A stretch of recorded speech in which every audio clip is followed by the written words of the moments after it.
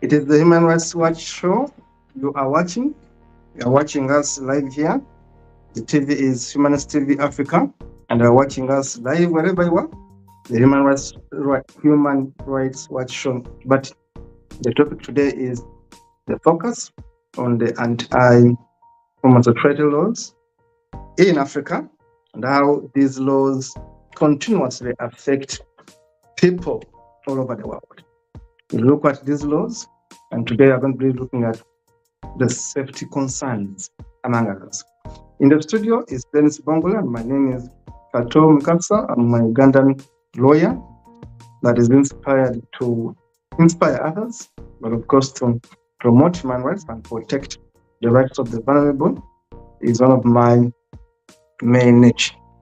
So today, we talk about anti-homosexuality laws in Africa. Remember, this is episode 10. It should be clear there. This is episode 10, or call it part 10. If you have missed our previous shows, please go back in the archives. This is part 10.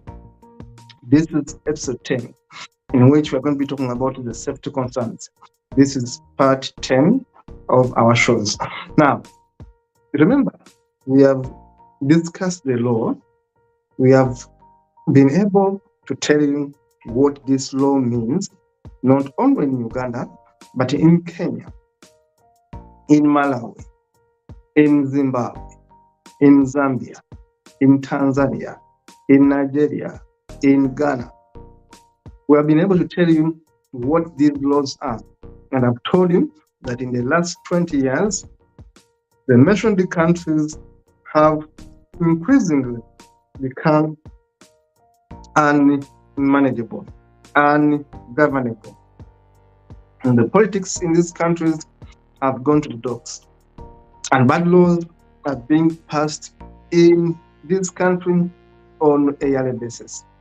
In May 2023, the president of Uganda simply signed yet another anti-homosexuality act, quite a bill that was signed into law, that was passed by the Parliament of Uganda sometime in February 2023. Now, this man here signed this law. This man is Uganda's longest dictator, Yoweri Kaguta Museveni, Uganda's longest serving dictator. Actually, it's not serving. Uganda's longest ruler, military ruler, took power in 1986. So far, signed two anti-homosexuality laws. And I've told you that the impact of these laws is, one, to destabilize lives of hundreds of people that identify themselves as gay people. They have been forced into exile. Many of them are in worse camps such as Kakuma. Others are in Southern Sudan.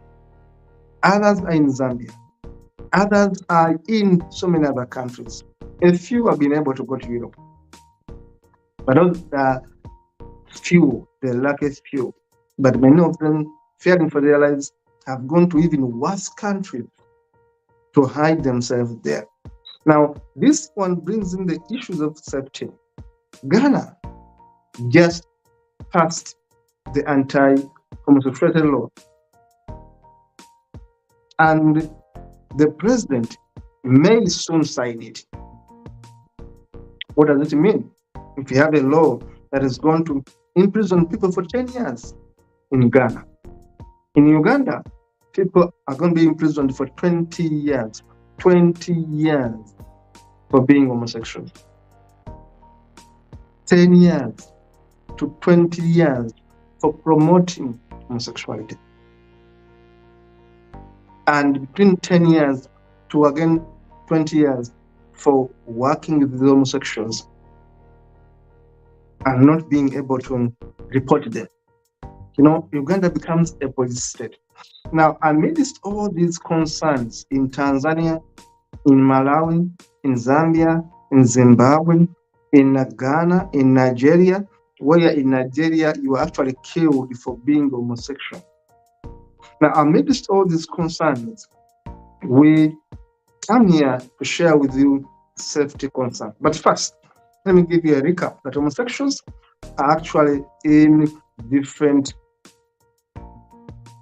they have different abbreviations, different associations, different ways they associate, they identify themselves. Now, I'm going to give you these meanings very briefly, or at least a pointer. You go and research.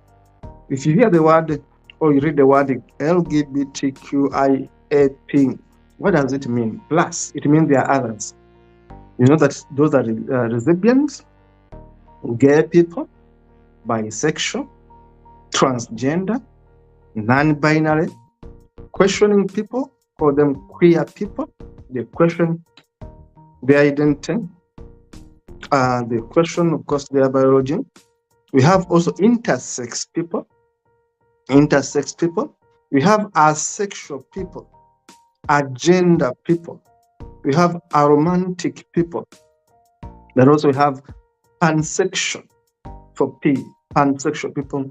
And of course, the plus means that there are others that you don't know, others who identify themselves as cisgender, heterosexual, and others. We also have polysexual. We also have omnisexual. Now, I'm giving you a food for thought. Go and do research. Who are polysexual? Who are omnisexual? Who are aromantic? Who are the agenda? Who are the asexual? Who are the pansexual, intersexual, transgender, lesbian, gay, bisexual? Who are the questioning people? Now, this is the takeaway home for you that if we're going to talk about safety concerns, put in mind that the LGBTQAP family is big. Let's look at other images briefly to give us the impetus to be able to move on. Now, if you talk about safety, I'm talking about coming together and being able to speak up, but not putting your safety in trouble. Museveni just signed a law. Take care. They are going to arrest you. Take care. Avoid being reckless in a country like Uganda. You may have these colors on children, the rainbow colors, the happiness colors, and all that stuff. That are you safe to have them in public in Ghana, in public in Nigeria?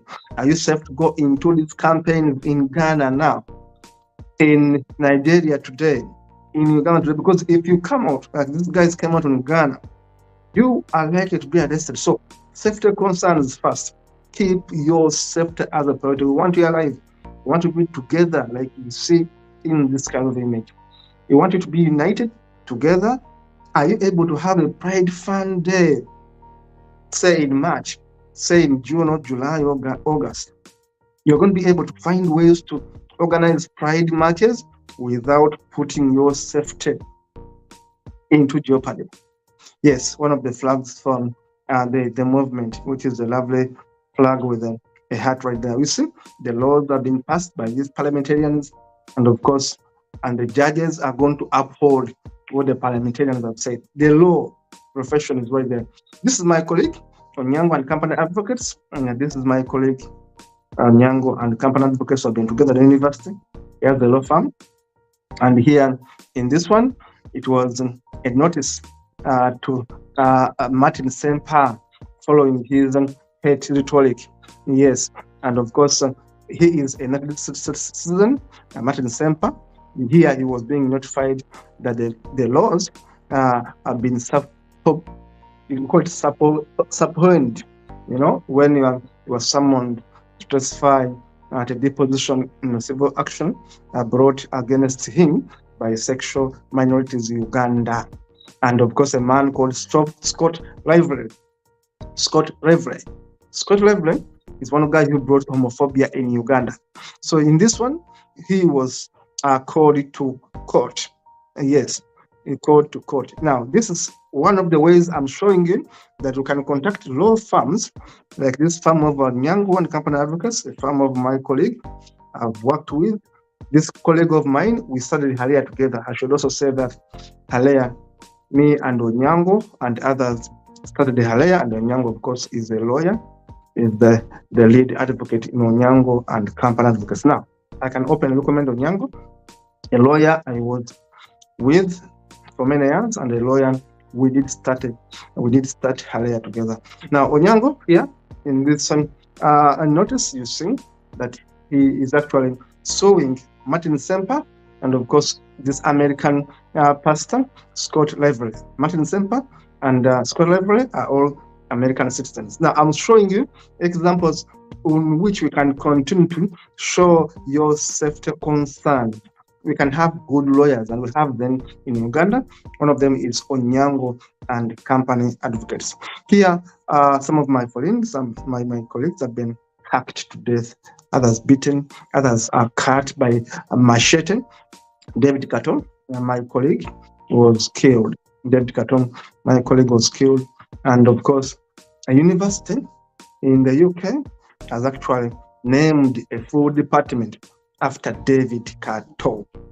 Yes, and Peter Tatchell, my other colleague in London, has been a campaigner against homophobia for over 30 years. Peter Tatchell, one of my colleagues, one of my friends who have worked together for many years.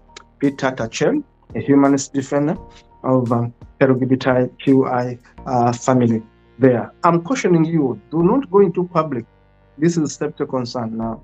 Do not go into public and show off. I mean, you may be in trouble. I'm not here to promote dangers that I won't put you into jeopardy.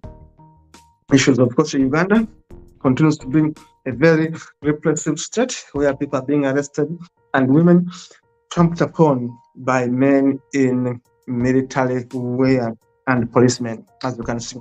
There's crime scene everywhere. People are being shot to death, hacked to death, and of course, crime rate is high. There's a lot of mob injustices. Colleagues have been involved in accidents, like this guy here, who also died, and many of them are in trouble. So I'm showing you safety concerns of the colleagues I've been with, I've worked with, and I've known. But also I'm showing you how you can break this fear down, like what this NGO called Let's Work Uganda is giving you tips on how to break down misinformation, how to break down prejudice, how to break down negative propaganda. How do you break it down?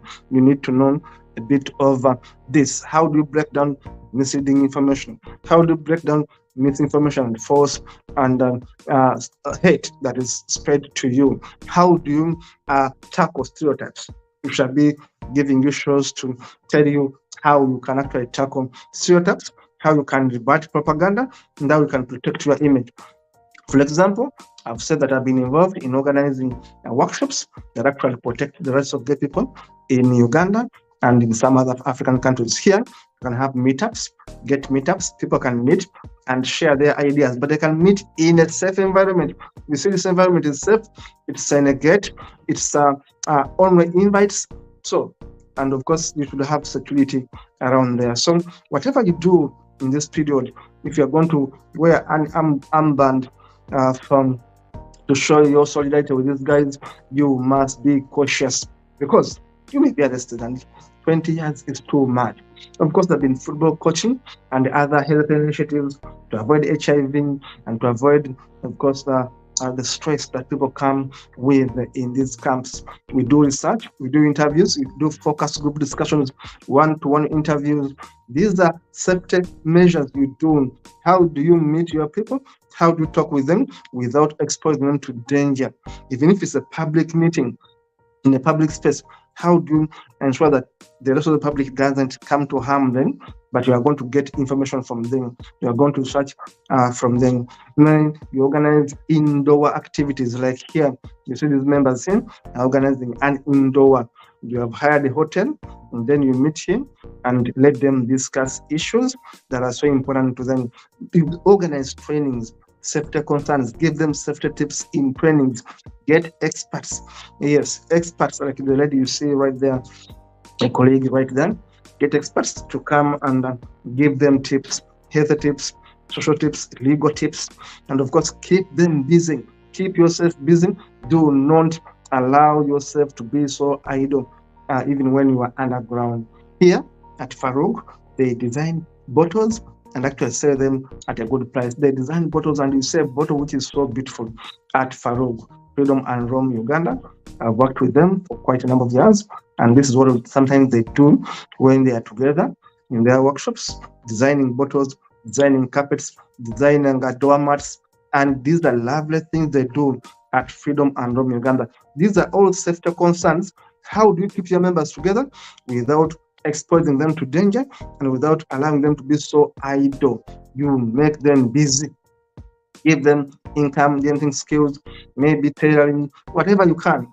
Make them busy and make them see the need to remain focused and to avoid stress and to reduce on the number of suicides.